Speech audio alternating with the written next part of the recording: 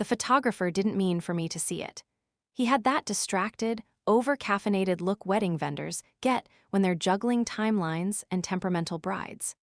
He was flipping through a clipboard near the hydrangea wall, muttering about golden hour lighting, when a single page slipped loose and landed face up at my feet. I bent to pick it up.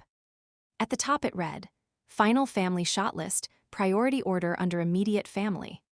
Richard Calloway, father of the bride, Miranda Calloway, mother of the bride, Leela Calloway, bride, Grant Hollies, groom under extended family. Selected aunts and uncles, bride's side only and then. In bold at the bottom, special instructions, do not photograph Harper Wells. If present, crop out of formal edits. Avoid including her children in any posed shots. For a second, I thought it was a mistake. I read it again. My name was Harper Wells. My children were 8 and 6. I paid for this wedding. $92,000 wired across 8 vendors. The venue, the catering, the custom sailcloth tent flown in from Savannah, the imported peonies from Oregon, the live jazz trio from Atlanta. My credit, my signatures, my compliance clauses. And according to the bride, I was not to be photographed. Everything okay? The photographer asked, reaching for the paper. I handed it back carefully. Oh, he said, scanning my face. He knew. His mouth tightened. I just shoot what I'm told. I'm sure you do, I replied. Inside the Charleston estate, white chairs stretched in perfect symmetry across the lawn, facing a wooden arbor wrapped in magnolia leaves. Spanish moss swayed in the humid South Carolina air like something out of a magazine spread. Guests milled with champagne flutes, the band warming up softly beneath a canopy of oaks. It was a flawless scene, except I had just been erased from it. My sister Leela was standing near the bridal suite doors, radiant in silk and diamonds, laughing with bridesmaids. She saw me, and her smile flickered, just for a second before settling back into something polished and strategic. You found the shot list, didn't you? She said when I approached. You could have just told me, I answered. She lowered her voice. Harper, this is my day. The aesthetic is clean, intimate. You know how it looks when there are complications. Complications? You, she said gently, like she was explaining something obvious to a child. The widow sister with 2 loud kids. It changes the tone. I studied her face. No malice, just calculation. And cropping me out solves that? I asked. It's just photos, she said. You'll still be here, but not in the memories. Not in the official narrative. She had already decided the version of this wedding she wanted the world to see, and I wasn't in it. I didn't argue. I didn't cry. I didn't remind her that the tent deposit alone had been $18,000, wired from the insurance settlement after Daniel died.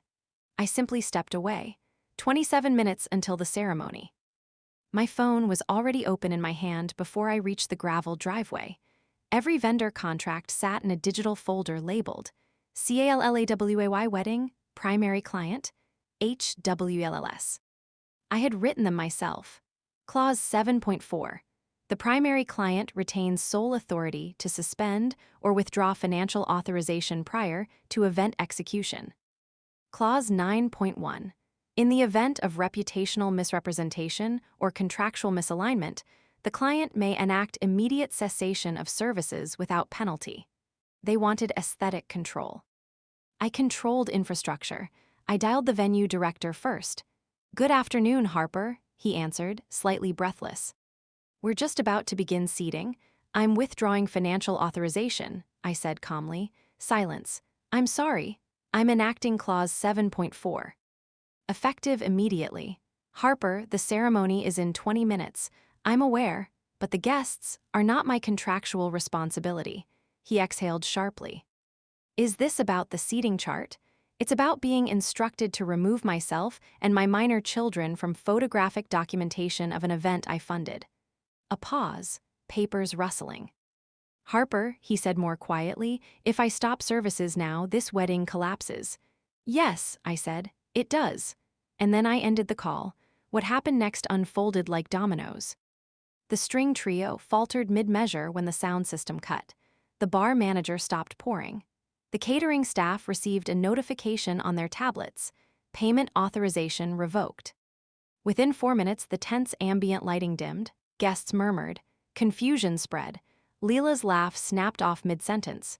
She looked toward the house, scanning for answers. My phone began vibrating almost instantly. Dad, Miranda, Leela, Grant, I ignored them all. Instead, I opened my banking app and flagged the transaction stream.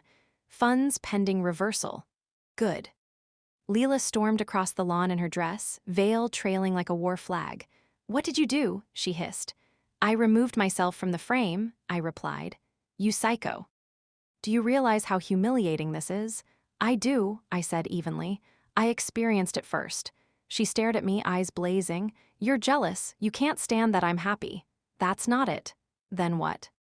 "Because you're still bitter about Daniel? Because you don't have this anymore?" She gestured to the estate, the guests, the perfection. I felt something settle inside me, not rage, not hurt. "Just clarity. You didn't just crop me from photos," I said. "You cropped my children. They're disruptive. They're 8 and 6. They don't fit the tone. Neither did Daniel's funeral," I said quietly. "But we showed up anyway." Her expression flickered again, this time with something closer to panic. "You're ruining everything." "No," I corrected. "You tried to rewrite it." Behind her, vendors were packing equipment. The officiant stood awkwardly near the arbor. Guests whispered into phones. The wedding was dissolving. Dad approached next, red-faced. "What the hell have you done?" I enforced a contract. "You embarrassed us. You erased me." He blinked like the concept had never occurred to him. "It was just photos," he insisted. "No," I said. "It was a message." The groom, Grant, stood frozen near the driveway, staring at his phone. His mother, Evelyn Hollies, federal district judge, formidable even in summer linen, watched everything with unsettling stillness. She approached me slowly. "Ms. Wells," she said. "Judge Hollies, I understand you hold the primary contracts." "I do. Is this reversible?" "Yes," I said honestly. "If the bride publicly retracts her exclusion and amends the photography directive." Evelyn's gaze shifted to her future daughter-in-law, who was now sobbing dramatically for the benefit of a live stream she had just started. "She claims you're unstable," Evelyn said calmly. "I'm precise," I replied. The judge nodded once. "Grant," she called, "turn off her phone." He hesitated. Now, he reached for Leela's hand and lowered the device. Guests were already leaving. Within 30 minutes, the lawn was half empty. Dad looked small suddenly, like a man who had overestimated his leverage. Leela sank onto a folding chair, veil crumpled in her lap. "You'll regret this," she whispered. "Maybe," I said. "But I won't be invisible." I walked away before they could answer. By the time I reached my car, my phone pinged. Refund initiated, $92,000.